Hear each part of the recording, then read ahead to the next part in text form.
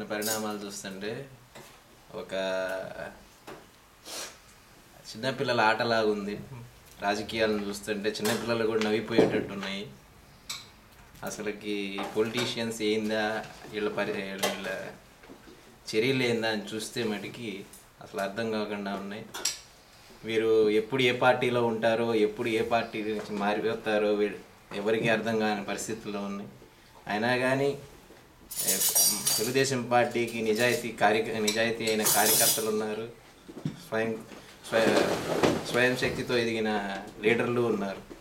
ఇలాంటి నానీలు, మైసూరారెడ్లు, కల్పనలు ఎంతమంది వచ్చినా ఎంతమంది పోయినా పార్టీకి జరిగే నష్టం మటుకి ఏ కోశానా లేదు. పార్టీ ఉంటుంది, ముందుకు సాగుతుంది, పవర్లోకి వస్తుంది, రూల్ చేస్తుంది. చంద్రబాబు నాయుడు రాష్ట్ర భవితని తీర్చిదిద్దడానికి తన ఛాయశక్తిలా ప్రయత్నిస్తున్నారు. తిరిగి మేము అధికారంలోకి వస్తాము, మళ్ళీ రాష్ట్రాన్ని అభివృద్ధి పదంలో నడుపుతాం. జై తెలుగుదేశం, జై చంద్రబాబు.